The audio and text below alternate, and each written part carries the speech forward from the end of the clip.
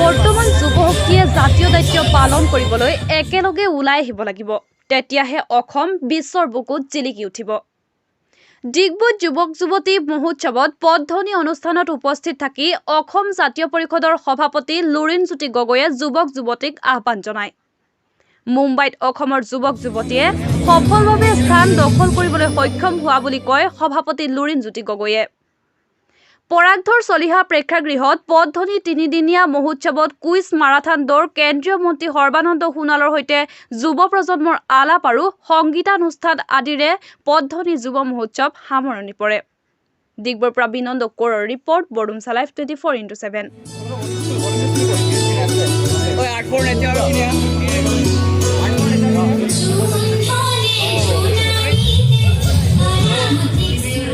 প্ৰতিটো সমাজ পৰিৱৰ্তনৰ সংগ্ৰাম আৰু আন্দোলনত যুৱক যুৱতীসকলৰ ভূমিকা আটাইতকৈ বেছি।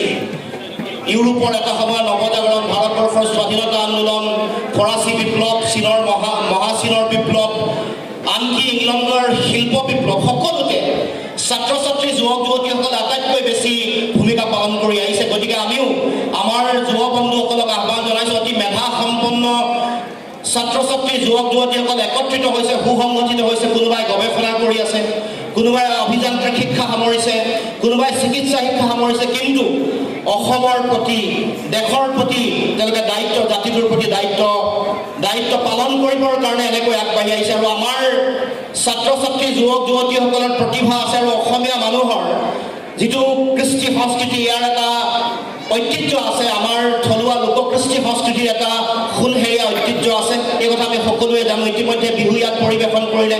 প্ৰতিটো জাতি জনগোষ্ঠীৰ লোককৃষ্টি আছে। গতিকে আমাৰ লোককৃষ্টিৰ স্বৰত যিখন চহকী পথাৰে সকলোৱে আমি দায়িত্ব পালন কৰিব লাগিব। আৰু বিশেষকৈ সংগীতত, মিউজিকত অসমৰ বা অসমীয়া মানুহৰ যিটো ভূমিকা, এই ভূমিকা মই কেৱল ক'ব খোজা নাই। এগৰাকী ভাৰতবৰ্ষৰ স্বনামধন্য শিল্পী কুমাৰ চানু কুমাৰ ভট্টাচাৰ্যৰ এটা বাক্যই যথেষ্ট। নলবাৰীলৈ আহি ৰাসৰ সন্মিলনত কৈছিল যে অসমৰ মিউজিকৰ লগত জড়িত হৈ থকা বলিউড, মুম্বাইৰ যিমানবোৰ কৰ্মকৰ্তা আছে, যিমানবোৰ শিল্পী আছে, যিমানবোৰ সুৰকাৰ আছে, যিমানবোৰ তেওঁলোকৰ মিউজিক কেৰিয়াৰ আছে, সকলো যদি অসমলৈ ঘূৰি আহে, মুম্বাইৰ মিউজিক ইণ্ডাষ্ট্ৰী স্তব্ধ হৈ যাব। গতিকে এয়া হ'ল অসমীয়া মানুহৰ শক্তি, এয়া হ'ল আমাৰ যুৱক যুৱতীসকলৰ, আমাৰ তেওঁলোকৰ প্ৰতিভা। দেৱজিৎ চাংমাই, প্ৰীতম, জিতু তপন, অনুৰাগ শইকীয়া, নীলোৎপল, এইসকল আপোনালোকৰ নাম জানে। যিসকল নাম নাজানে, কোনোবাই গীটাৰ বজায়, কোনোবাই মিউজিক এৰেঞ্জ কৰে, কোনোবাই টেকনিকেল চাউণ্ড ইঞ্জিনিয়াৰিং কৰে। মুম্বাই মিউজিক ইণ্ডাষ্ট্ৰীৰ ক'ৰবাত যদি শিলগুটি এটা দলিয়াই দিয়ে, ই অসমীয়া যুৱক যুৱতী এগৰাকীৰ গাতে পৰিব।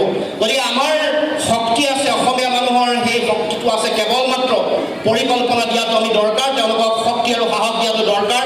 আৰু মই আশা কৰোঁ যে আমাৰ যুৱ বন্ধুসকলে যি সপোন লৈ তেওঁলোকে সমাজখন গঢ়িব খুজিছে, যি সপোন লৈ অসমখন গঢ়িব খুজিছে, অসমীয়া জাতিৰ জাতীয় সভ্যতাক নিৰ্মাণ কৰিব খুজিছে, জাতীয় সভ্যতাৰ প্ৰতিটো বিষয়, ভাষা, সাহিত্য, সংস্কৃতি, বিজ্ঞান, প্ৰযুক্তিবিদ্যা, জাতীয় প্ৰমূল্যবোধ, জাতীয় অৰ্থনীতিৰ ভেটি, এইবোৰ গঢ়িবৰ কাৰণে তেওঁলোকে যিবোৰ কাম কাজ কৰিছে, পৰিৱেশ, পাৰিপাৰ্শ্বিকতা, জৈৱ বৈচিত্ৰ্য, আৰু আমি সকলোৱে, আমাৰ জ্যেষ্ঠ ব্যক্তিসকলে, আমাৰ যিসকল জ্ঞানোজ্যেষ্ঠ ব্যক্তি, বয়োজ্যেষ্ঠ ব্যক্তি আছে, আমিবোৰে সকলোৱে তেওঁলোকক সহায় কৰা দৰকাৰ। আৰু আমিও তেওঁলোকক, এই যুৱ বন্ধুসকলক এই যিটো জাতীয় দায়িত্ব তেওঁলোকক অৰ্পণ কৰি ক'ব খুজিছোঁ যে অসমখন তেওঁলোকৰ কাৰণে, ভৱিষ্যতৰ অসমখন তেওঁলোকৰ কাৰণে, আৰু এই অসমখন পৃথিৱীৰ মানুহৰ আগত একক আৰু অমূল্য ৰূপত গঢ়ি তুলিবৰ কাৰণে আমাৰ যুৱ বন্ধুসকলে সকলোৱে প্ৰয়াস কৰিব লাগিব। আৰু পদধ্বনিৰ যোগেদি তেওঁলোকে কৰা এই কাম কাজক আমি প্ৰশংসা কৰিছোঁ। আৰু আমি আশা ৰাখিছোঁ এই ধাৰাটো যাতে অব্যাহত থাকে আৰু সমগ্ৰ অসমৰ সকলো প্ৰান্ততে যাতে তেওঁলোকে এনেকুৱা ধৰণৰ চিন্তা চৰ্চাৰে আমাৰ যুৱ বন্ধুসকলক সুসংগঠিত কৰে, একত্ৰিত কৰে। প্ৰীতমৰ লগত মই কথা পাতি থাকোঁ, তাক বহুবাৰ কৈছোঁ যে আমাৰ যিমানবোৰ টেলেণ্টেড ল'ৰা ছোৱালী আছে, তেওঁলোকক একত্ৰিত কৰিব লাগে। কোনোবা বিজ্ঞানত ভাল, কোনোবা বিদেশত গৱেষণা কৰি আছে, কোনোবাই মিউজিকত অত্যন্ত মেধা সম্পন্ন, কোনোবাই খুব ভাল সাহিত্য সৃষ্টি কৰিছে, কোনোবাই বিজ্ঞান প্ৰযুক্তিবিদ্যাত বৰ ভাল, কোনোবা ভাল এণ্টাৰপ্ৰিনিয়াৰ, কোনোবাই অৰ্থনৈতিক কাম কাজ কৰি আছে। সকলোকে একত্ৰিত কৰি আমি অসমৰ ভৱিষ্যত নিৰ্মাণৰ কাৰণে পৰিকল্পনা কৰিব লাগে।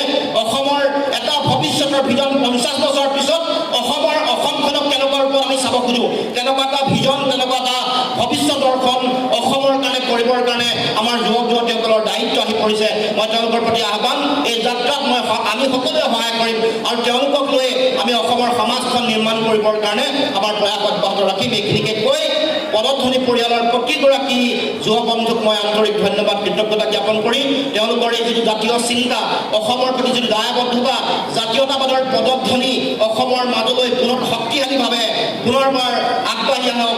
জাতীয়তাবাদৰ পদধ্বনি যাতে সমগ্ৰ অসমৰ মানুহক উদ্বেলিত কৰে, অসম প্ৰেমত, জাতি প্ৰেমত, অসমৰ সুৰক্ষিত ভৱিষ্যত নিৰ্মাণ কৰাৰ কাৰণে যুৱ বন্ধুসকলে জাতীয়তাবাদৰ পতাকা যাতে নিজৰ হাতত তুলি লয় আৰু নীলিম আকাশত অসমীয়া মানুহৰ জাতীয়তাবাদী সত্তাক, জাতীয়তাবাদী এই নিচানক যাতে সকলোৱে সগৌৰৱে জিলিকাই ৰাখিবৰ কাৰণে পদক্ষেপ গ্ৰহণ কৰে, তাকে আহ্বান জনাই